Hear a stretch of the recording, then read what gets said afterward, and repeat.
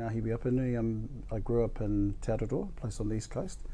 My hapu up there was Te Whānau Tū Whakairiora, and my iwi is Ngāti Porou.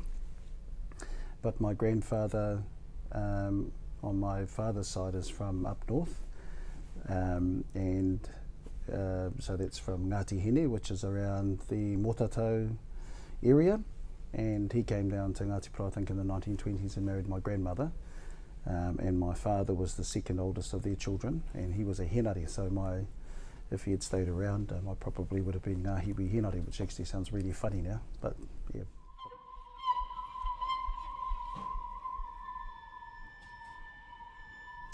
I guess I've had these aspirations for a while, and I remember back in 1986 when I was at university, I gave evidence at the Māori Language Claim hearing at Waiwhetu Marae, and it's fairly much the same. I want a Māori speaking New Zealand.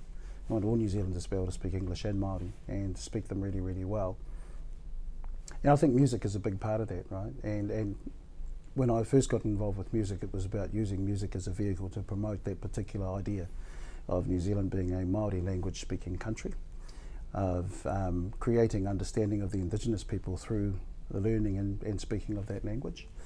And also getting people to understand that Te Reo Māori isn't this threatening thing. I know we have a recent history that is fraught with colonisation. People bring that word up all the time. Unfortunately, its impacts are still felt today in a big way. Ihu Mātao is a fairly big example of that. We're often accused of institutional racism, those types of things.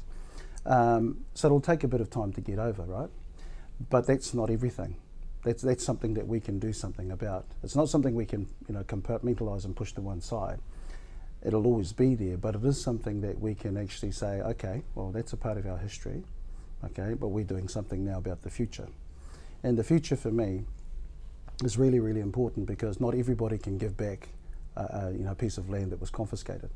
Not everybody can do something about righting the wrongs of the past, but everybody can learn Te Reo Māori.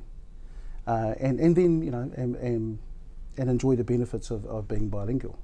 I think people who already speak two languages, immigrants to New Zealand, are actually a really, really good target audience for learning Te Reo Māori, because they've already learned another language beside their own. Some of them come here speaking 3 or 4, and so picking up a 5th language is fairly easy. So it really hasn't changed since that time. I would like to see New Zealand as a Māori speaking nation, right?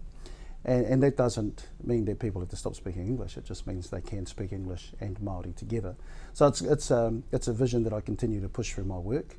It's a vision that I push through my music. And the way I use it in my music now is a lot softer than it used to be. Before it was about attacking the government and attacking racism and all the rest of it. But now it's about inclusion. It's about, here, come into my whare, come into my house, and I will look after you, and I will nurture you to speak Te Reo Māori.